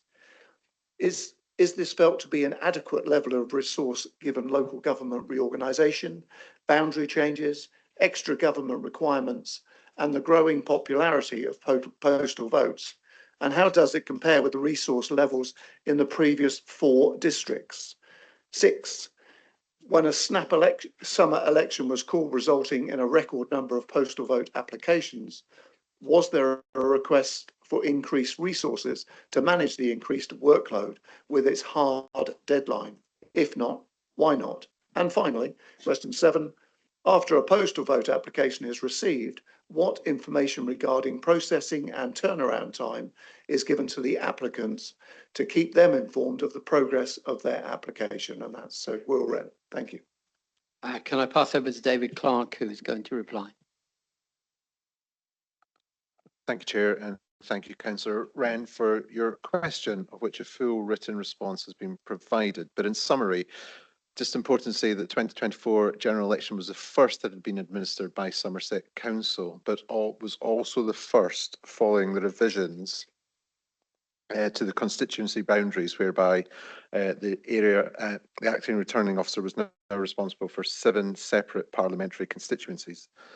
It was known that the general election had to take place by the 26th of January 2025. In anticipation of this, we had been holding regular project planning meetings throughout the year, both for the scheduled PCC election and the general election. I think it's fair to say that the 6 weeks notice that we were provided with on the 22nd of May was a shorter lead-in time than predicted. Nevertheless, the planning and preparations were stepped up immediately and touchdown daily meetings were diarised. Building upon the experience gained within our legacy councils, we had developed a detailed project plan managed by a dedicated project manager to address resourcing, logistics, IT, venue provision, staffing, communications, counter organisation and cross-boundary management. This approach allowed a robust, transparent and detailed account of necessary tasks, as well as helping to identify and mitigate any risks and issues. The project plan was based on best practice by both the Electoral Commission and the Association of Electoral Administrators. Following the Prime Minister's announcement, we received almost 11,700 new applications for postal votes, over 2,700 proxy vote applications, 900 overseas voter registrations and over 600 requests for voter authority certificates, all of which had to be processed with multiple stages of verification checks on each. In respect of postal votes, over 101,000 postal packs were issued, of which 82.6% were returned. While it's difficult to make accurate comparisons with 2019 due to the changes of parliamentary boundaries and the move from 4 districts into 1 unitary council, the number of postal votes issued and returned were in line with expectations. Once postal votes leave the printers, the delivery to the voter's address is in the hands of the Royal Mail or the local postal service for overseas voters. The first tranche of postal votes were dispatched on or around the 16th of June. Postal vote applications received after the 5th of June were then dispatched on the 24th of June. Due to the way the high volume specialist printers operate, it's not efficient or feasible to print and dispatch multiple small batches of postal vote papers across 7 different constituencies. The Electoral Services team inherited from the Legacy District Councils totaled 12 separate posts, some of which were part-time. At the time of the election was called, 3 colleagues were on sick leave and 2 posts were vacant, leaving a core of 7 election staff. However, 2 consultant election specialists were recruited and 12 additional staff were drafted in on an informal secondment basis to support the service in the lead up to the election, as well as additional support from members of the corporate leadership team. A small cohort of civil servants from the former Department of Levelling Up Housing and Communities also provided additional support to the team to help process the applications described previously through the government's online portal. A restructure and any necessary recruitment to the election service will be undertaken as part of the wider council reorganisation, whereby we will ensure that resources are fit for purpose. However, it is important to note that permanently staffing for a general election event, which should occur only once every 5 years, is not feasible or appropriate. Overall, we are confident that the arrangements that were put in place for the 2024 general election in respect of our local resources and processes did not negatively contribute to delays in the processing of postal vote applications or their return. Thank you. Okay, the second written question that we have is from Councillor Andy Hadley on the harbour fees and services. If you'd like to go through your question, please. Thank you, Chair, and thank you for allowing me to read the question. There is ongoing disagreement between the Somerset Council and the registered charity of Minehead Sailing Water Sports Club over the hugely increased slip-bay fees, and is starting to have a detrimental effect on the life and vibrancy in and around the town's harbour, with a noticeable decline in kayaking, sailing, rowing and the tourist offer generally. Minehead Harbour is one of the destination attractions within Minehead, and it is extremely important for the local economy, both from visitors wishing to use the harbour and its facilities and those wanting to observe the quay, from the quayside. The general bustle and buzz around the harbour gives its life a life of its own, creating a welcoming, energetic vibe for all to enjoy. This is now in danger of being lost, with footfall around the harbour already in decline. This reduced usage will in turn reduce the income to the council. The Minehead Sailing and Water Sports Club is essential to the life of the harbour. As a charity, their objects are for the benefit of the community in Minehead and West Somerset to promote community participation in healthy recreation by providing or assisting in the provision of facilities for sailing, rowing and other water sports. B, to advance the education and training in sailing, rowing and other water sports. Both very much fit with a Somerset plan to be healthy and a caring Somerset. But added to this, an understanding and appreciation of the water by our young people is essential in a coastal town where opportunities are limited. The health and well-being benefits for all involved cannot be underestimated. Added to this, the club really are a part of the lifeblood of our harbour, whose vibrancy supports the local economy. When the decision was made to increase the fees, I am sure that it was not the intent of Somerset Council to detrimentally affect the health and well-being of our residents or remove part of the appeal and usage of the harbour, but this decision sadly is doing so. As Minehead Division's councillors, Councillor Chilcott and I are extremely concerned to hear talks and negotiations are broken down between the two parties, leaving the harbour, residents and tourism offer in jeopardy.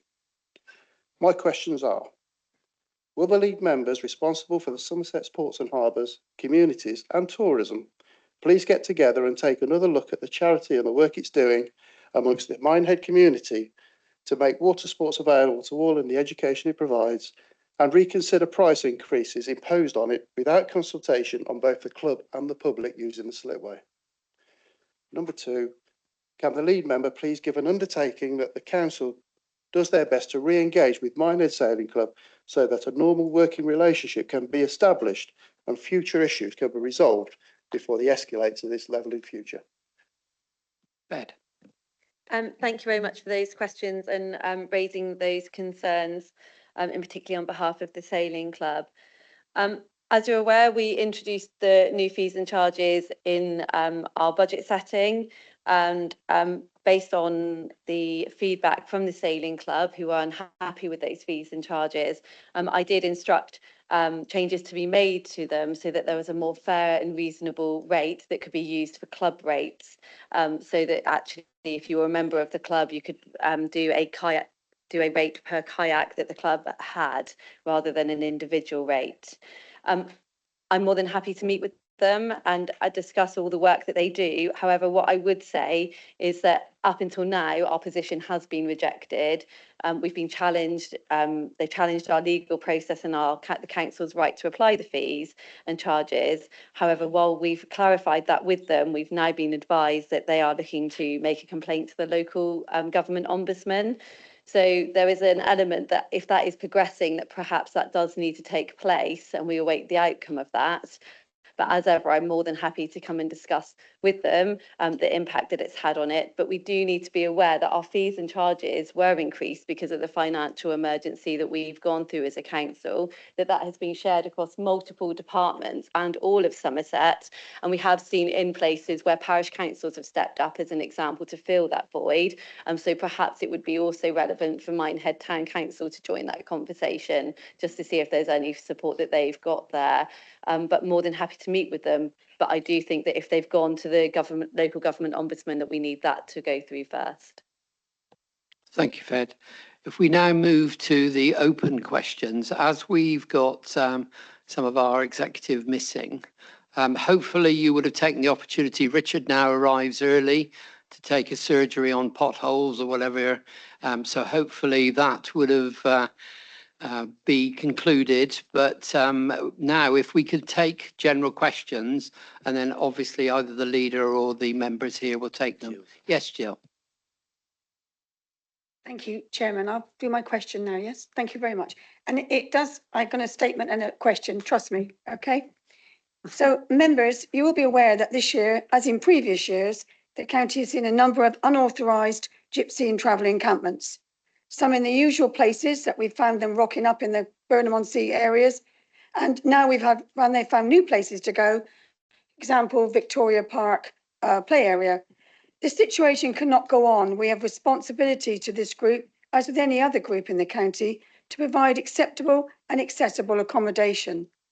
At the present time, we are not providing this for those gypsies and travellers who are travelling through or visiting the county, sometimes not for long. Without this provision, we are not meeting our responsibilities, contributing to community tensions towards this group and incurring ongoing costs for this council and our town councils that will continue until something is put in place. My question is, can we please agree that we will provide a dedicated temporary provision for gypsies and travellers in Somerset, and with that agreement determine how this will be funded now and how we will support this going forward?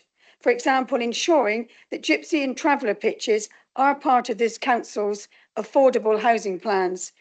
This is a very serious situation. It's gone on for many, many years, and I don't think it can be ignored, and I hope something now will be done. Thank you. Thank you. Who would like to take that one? Oh, yeah, Fed. Thank you, Chair. Thank you for your question. I actually don't agree with many of the points that you've raised. We do know that actually we need more transient sites, and we've seen that particularly along the M5 corridor, but there's, you know, elements across Somerset. What we do need is for people to come forward with land that is available, but we don't currently have a budget for that, to the best of my knowledge. But what I think is best is, and I've seen this in the past, and I use it when I was leader of Somerset West and Taunton Council, is that when we did put in a peer like for sites, it was very hard to try and have sites come forward that were going to be used for them. But it's certainly something that we can take away within the team and look to see what we can do over the next year or so. But I don't think it's going to be a quick fix. Thank you. Can Go I on then, just- Jill, just once. I know it's only a very quick one, just to say that I won't give up on this, as you would expect. I'm a dog with a bone, and I would like to liaise with you over some period of time, if that's okay. Thank you. Thank you, Chairman. Thank you. Diego. Thank you, Chair.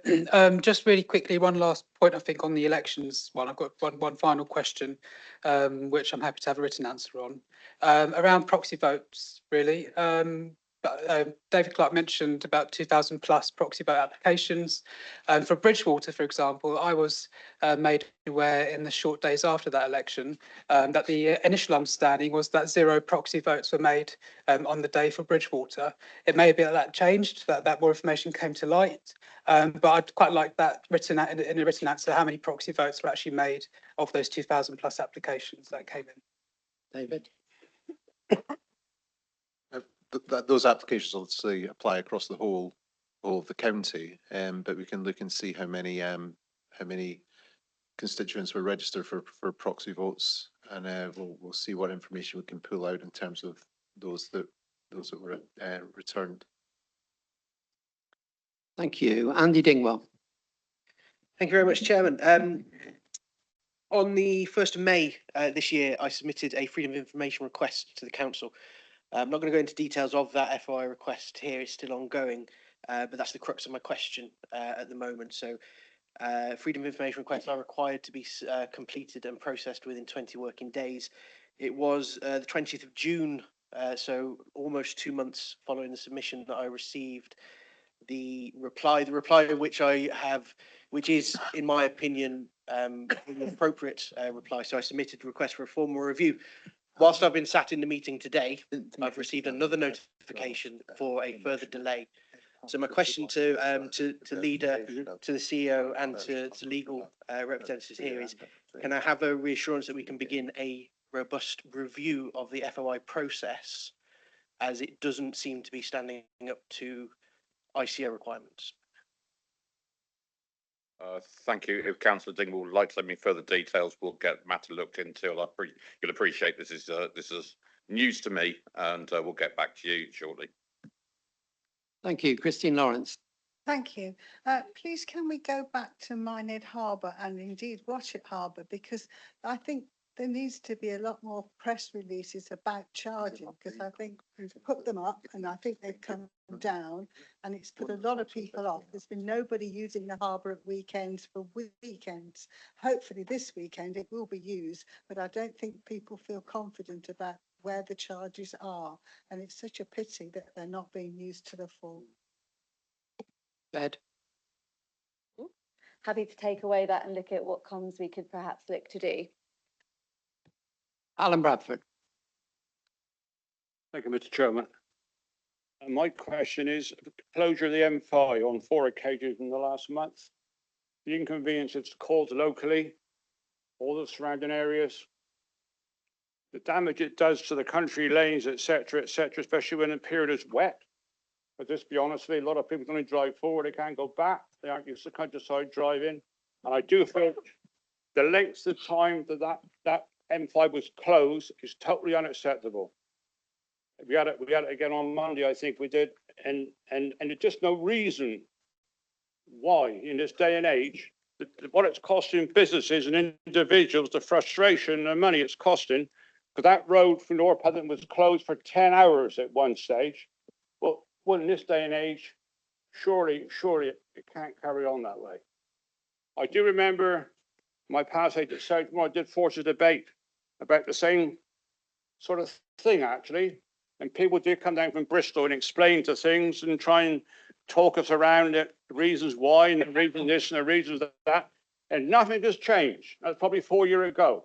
So I don't know whether the Somerset County Council has got some power to get somebody down here and just ask a few questions, because in this day and age, in emergencies, in some of these country lanes, what has been happening? I've been asked to come forward with this because it is a very, very important issue. We have a lot of villages around this area, and believe you me, some of those villages have had a lot to put up with the last month, and they're quite patient people, and I'm quite patient as well, but I would like an answer if I could, please. Thank you very much. Richard, would you like to? Yeah, I totally understand your frustration. The M5 does become a huge problem. It's not directly in our jurisdiction, and when an issue involving the police comes in, it's very much we're in the hands of the police in those circumstances, which makes it very difficult for us to and our local roads to manage.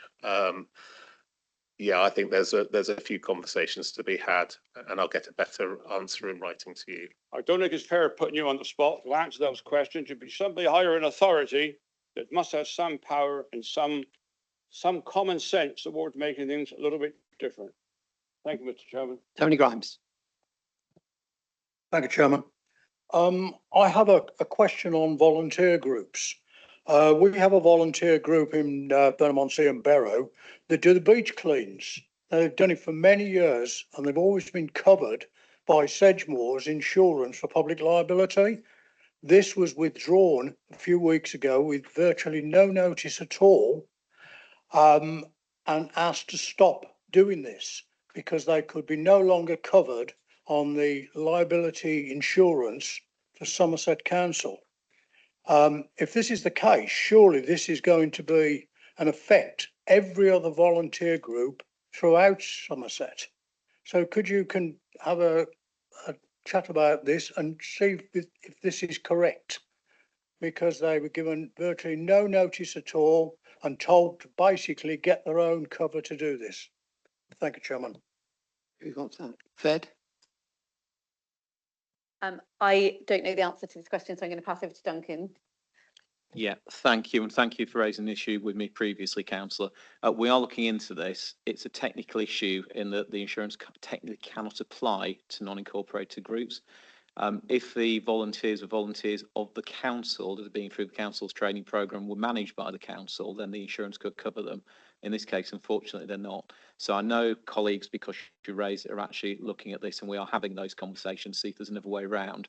The issue we feel, without getting into the detail too much, Chair, is I'm not convinced they can be insured in that current model by anyone else, even if we chose to pay the fee. So we are going to have to work that through with the group, but we are on it, and we will try and find a solution because the work they do is invaluable, and we're really impressed with it. Hazel Price, thank you. Thank you very much. Thank you, Chair. Three things that have come up under these questions, and I'll just have my little input on insurance, public liability cover for groups doing litter pick. I'm involved in the Holway litter pick in my area, and we have a Holway local action team that provides, it's done under their auspices, and they provide the cover through their public liability. We've always done that, and it's been going, I don't know, 20 years. So a local action team is a good way, properly constituted, to be able to do that. And I think the public liability they pay is probably about 150 a year, something like that. So it's not beyond the realms.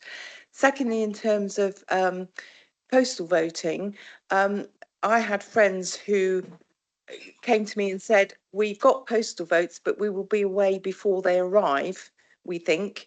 And I sent them off to get proxy votes, which they duly did. So there is a way around it. If you know you're unlikely to get your postal vote, you can appoint a proxy. And thirdly, I fully agree with Jill Slocum on travellers' sites. And I will just say one word, Middlezoy. We had a transit camp and it was destroyed, sold off by the incoming Conservative group all nearly 20 years ago. So we had one, we have to put it back in some place or another, and probably more than one. Thank you. Andy, you got. Thank you very much. Very quick question. I'm always apologising in advance for asking it. So the executive passed PSPO orders for West Somerset and Burnham-on-Sea in their meeting in May. I've chased this since then. I've chased the leader, I've chased the chief executive, I've chased staff. I'm promised permanently that they will be advertised. The challenge I've got is the website as of this morning is saying there are no PSPOs in place, there's no signage in place, and our residents are in turmoil because half the people say they can go there and half they can't. So I'm sorry to ask again, but it's super frustrating because this is, you know, you cannot enforce if the signage and it's not on the website. It was a 9-month piece of work. Officers did a great piece of work, and it's just this tail end of it just hasn't happened. And I don't know where else to ask and what else to do. So thank you. Yes, Fed. Thank you, Chair. To the best of my understanding, there's still a little bit about a legal process that we need to complete before the adverts can go up and the signage up, but I will double check that and get you a written response. Thank you very much. Thank you very much. Okay, Matt Martin. Thank you, Chair. I just wanted to back up on what Councillor Bradford said, really. It's not directly a question to one of the members, and I don't want to sound like I'm having a dig at my own side, but, excuse me, one of my parishes, Othery, is on that bypass. Whenever the M5 closes, Othery gets it in the neck.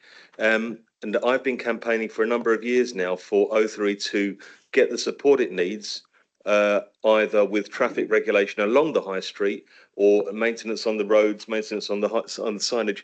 And my friend at the front is working on it, but I think it's useful for us all to remember that we can't just mention a concept or a problem and then let it go. These things continue, and I speak every other week, it seems, with the guys in O3 that are having to put up with this problem.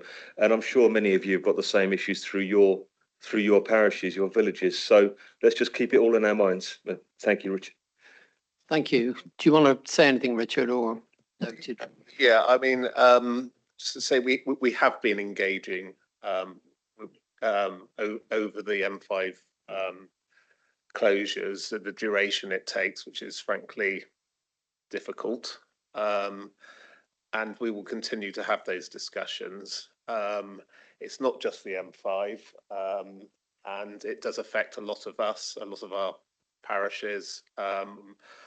In my parish, we have a particular issue when the A358 or the A303 closes, with a very narrow road that a lot of people take, and I'm fully aware of the damage that can be done to our local roads. It's an ongoing problem. It's a national problem as well, but it is particularly focused where we are due to the way our roads work, and our team are very aware of all the issues. Can I just add that I would be very happy to join Councillor Shearer and Councillor Hunt on his suggestion around a crossing, to have a look at that in detail. So, okay, thank you. Okay, can I let David in as it's specifically on this point, and I welcome the comments from Othery. I think, you know, Boroughbridge is the same.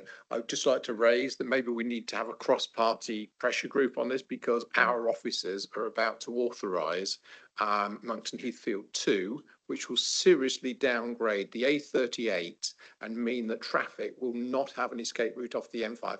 It's only going to get worse. I promise you it will get worse. And that's because we're allowing them to downgrade the A38 through Monkton Heathfield. Thank you. David Mansell. Thank you.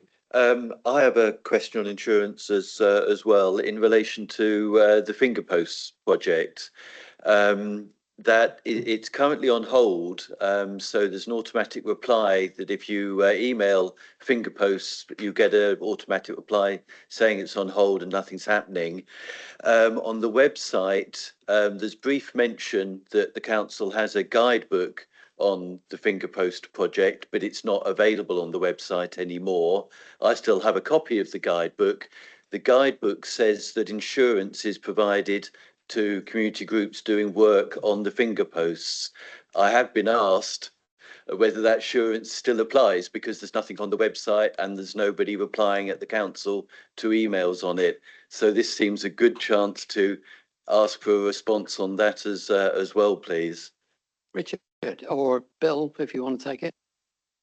I was about to say this is the first it's been raised with me. We'll take it away and get your written response, Councillor Mansell. I think that's the easiest thing to say. Okay, Claire Sully. Thank you, Chair. I would like to give thanks and welcome Somerset's suicide prevention strategy, which was delivered in last week's scrutiny committee, and encourage members and communities to view it. And if you haven't already done so, to explore training in Every Life Matters and the Orange Button scheme. Suicide remains the biggest killer of men aged 49 and under, and the leading cause of death in people aged 20 to 34. And suicide is also the leading cause of direct death 6 weeks to a year after the end of pregnancy. So do the execs today wish to welcome this strategy and agree that suicide is everyone's business? And just to quickly mention that there's an event on September the 7th, a walk for a life from Taunton at 10:30. Thank you. Yeah. I think I can say on behalf of the executive, we do absolutely welcome it, Claire. I think, you know, it's an issue that we're aware of, but we need reminding of, and I have got that date for the walk in my diary. I hope others join too. Kevin Messenger.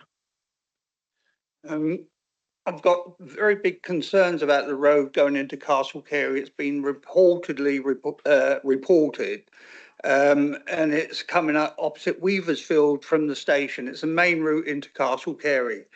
I understand our new contractor here would guarantee work that was done for up to 2 years. Well, the work has been done on that road several times and it has been left in a terrible position. And as an ex-fireman, I'm going to tell you now, we are going to get a fatality on that corner unless some urgency is put behind doing a proper repair job on that road. You can't just keep coming back and fudging that road. Thank you. Richard. Kevin, I've been very clear that my responses in this part of the part of full council should be about strategic stuff. Specific stuff can be emailed to me, or I hold a surgery before you come here, which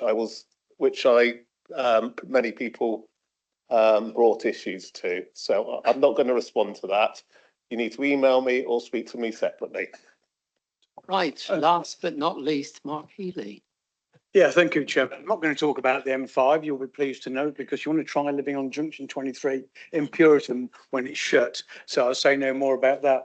One of the biggest complaints I get through you, if I may, Chairman, and it doesn't please me to say this, is the amount of people I have ringing me up saying we cannot get through to the council. An hour and a half, 2 hours, 2 days, 3 days. That's the biggest complaint I get. What I would like, and I'm sure other fellow councillors have got the same problems as me. What I'd like to ask through yourself, Chairman, if I may, what are we going to do about it? How do we make it better?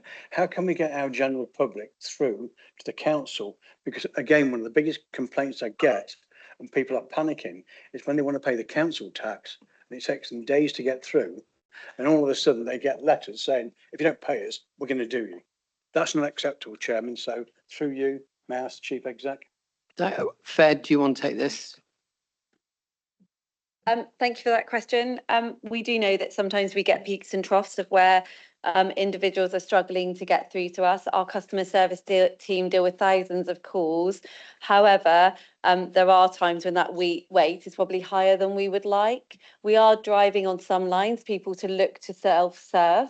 So when it comes to waste, we have increased the wait time to a minimum of 3 minutes, because for those that can, we do want them to be able to log it online, because that's how the process works really well.